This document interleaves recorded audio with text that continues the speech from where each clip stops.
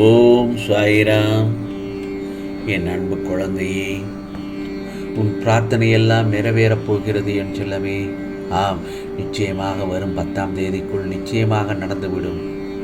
இந்த சாயப்பா சொல்வதை கேள், ஆனந்த கண்ணீர் விடுவாய் என் செல்லமே. தினம் தினமும் உன் மனதில் என்ன குழப்பம் உனக்கு? புதிய புதிய எண்ணங்கள், அவைகள்தான் உன்னை ஈர்க்கும். அதை தாண்டி வரும் தடங்கல்கள், இவைகள் எல்லாம் உன்னை மாற்றும் என்பதை தெளிவாக புரிந்து கொள். ஒரு விஷயம் உன் முன் நடக்க இருக்கிறது, அதை எதிர்கொள்ள நினை. முதலில் அதை விட்டுவிட்டு அந்த இடத்திலிருந்து ஓட பார்த்தால் அது துரத்தத்தான் நிச்சயமாக செய்யும். உனக்கு நீ ஓடும் ஒவ்வொரு தருவாயிலும் அதற்கான வழிகளுக்கு ஆளாவாய். புரிகிறதா? நீ அதை ஏற்று அதில் பக்குவப்பட்டு அதை தாண்டி வருவதில்தான் உண்மையான வாழ்வின் சாராம்சம் உள்ளது. உன் எண்ணங்கள் உன் முன் நடக்கும் விஷயங்களில்தான் நடக்கிறது.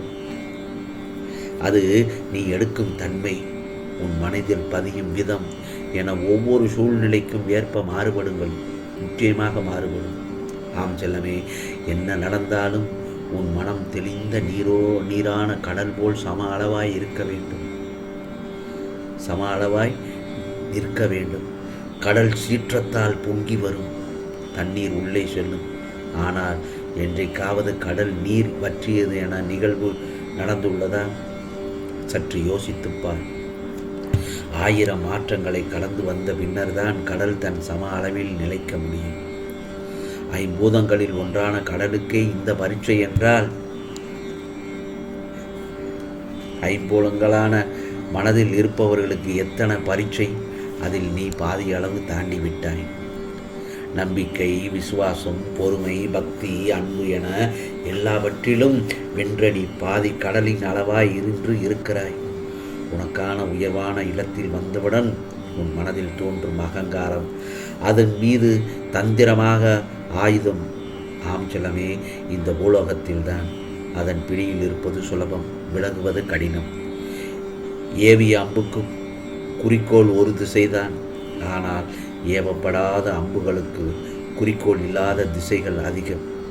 சந்தோஷத்தை நிலைக்க வைக்க கடவுளால் மட்டுமே தான் முடியும் என்பதை முதலில் உணர்ந்து கொள் என் செல்லமே. தண்ணீர் அமைதியாக இருக்கும்போது தூசிகள் தானாகவே கீழே தங்கிவிடும். அதுபோல வாழ்க்கையில் பிரச்சனைகள் வரும்போது அமைதியாக இரு, தானாகவே அவைகள் எல்லாம் அடங்கிவிடும். இந்த சாயப்பா மேல் சந்தேகம் இல்லாமல் என் மீது நம்பிக்கை வை. ஏனென்றால் நான் நினைத்தால் எப்படிப்பட்ட சூழலையும் மாற்றிவிடும் என எண்ணிக்கை என்ன வேண்டும். முதலில் உனக்கான சங்கடங்களையும் போக்கவும், உனக்கான சந்தோஷத்தை நிலைக்க வைக்கவும் என்னால் மட்டும்தானே முடியும். அதை முதலில் நினைத்துக்கொள் என் செல்லமே. இயலாதவன் கையில் எடுக்கும் இறுதி ஆயுதம் என்ன தெரியுமா? விமர்சனம்தான். அதை தடுக்க வேண்டிய ஆயுதம் என்ன தெரியுமா? புன்னகை. ஆகவே கூடியவரை புன்னகையோடு வாழ்க்கையை வாழ நினை. நம் வாழ்வில் குறுக்கிடும் ஒவ்வொரு சம்பவமும் நமக்கு ஏதாவது ஒரு பாடத்தை நிச்சயமாக கற்றுத்தருகிறது. உன்னை நிராகரித்த அதே இடத்தில் நிராகரிக்கவே முடியாத சக்தியாக நிற்பதுவே உனது வெற்றி. நாம் அன்பு கொண்ட நெஞ்சங்களும் நம்மை வெறுக்கும் தருணத்தில் உரிகின்றது. நாம் அறிந்தோ அறியாமலே செய்யும் கெட்ட செயல்களின் பலன்கள் உடல் நோயாக மனதில் துன்பமெடுத்து வாட்டும். நம்மை அலட்சியப்படுத்தவர்களுக்கு அதீதமாக அன்பை காட்டு. அதுதான் அவர்களுக்கான மிகப்பெரிய தண்டனை.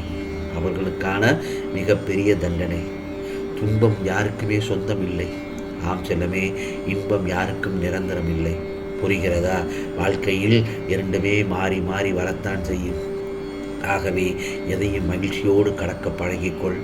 எது கிடைக்கின்றதோ அதை மனதார கேட்டு. இங்கு எதுவுமே கிடைக்காதவர்கள் ஏராளமானவர்கள் இருக்கின்றனர். நீ எங்கு வேண்டுமானாலும் இரு. நீ செய்வது எது என்பது எனக்கு நன்றாக தெரியும். ஆகவே நியாயமாக செய். நம் சாயப்பா சாயி என்று என் நாமத்தை கூறும் உனக்கு நிச்சயமாக நல்லது நடக்கும். உனக்காக நீ நினைத்த காரியத்தோடு ஒரு அதிர்ஷ்டமான அதிர்ஷ்டத்தை கொடுத்து உன் மகிழ்ச்சியை இந்த சாயப்பா அதிகப்படுத்தப் போகிறேன். நிச்சயமாக உன் வெற்றிக்கு உன் தோல்விகள் தான் காரணம் என்பதை மட்டும் மறந்துவிடாது. எந்த ஒரு இடத்திலும் உலகத்தில் நல்லவர்கள் எப்போதும் கடைசியில் தான் ஜெயிப்பார்கள். அதுபோல கெட்டவர்கள் நன்றாக வாழ்ந்துவிட்டு போகட்டும். நீ காணும் காட்சி உண்மைதான். நீ பட்ட துன்பம் ஒன்றா இரண்டா நான் கூற. இனி உனக்கு எந்த விதமான துன்பமும் உன்னை துரத்த முடியாது. இனி உனக்கு அமைவது எல்லாமே நினைத்து பார்க்க முடியாத காட்சியாகவே அமையும். அனைத்து நன்மையாகவே நடக்கும். உன்னை கசைக்கு தூர எரிபவர்கள் மத்தியில் உன்னை பார்த்து வியக்கும் வண்ணம் நான் செய்யப் போகிறேன். இன்னும் நிச்சயமாக உன்னுடைய திறமைகள், உன்னுடைய வளர்ச்சிகள் ஓங்கி நிற்கப் போகிறாய்.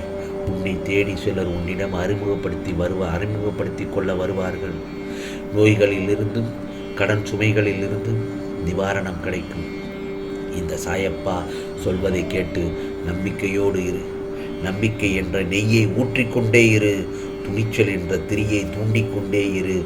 அறிவு என்ற சுடரை அணையாமல் பார்த்துக்கொள். உன் வாழ்க்கை வெளிச்சமாக இருக்கும். எல்லாம் நன்மைக்கே என்று எடுத்துக்கொள். இதைவிட ஒரு பெரிய ஆபத்திலிருந்து நான் உன்னை காத்து கொண்டுதான் இருக்கிறேன். தைரியமாக இரு. உன்னை நான் ஒன்றும் கைவிட மாட்டேன்.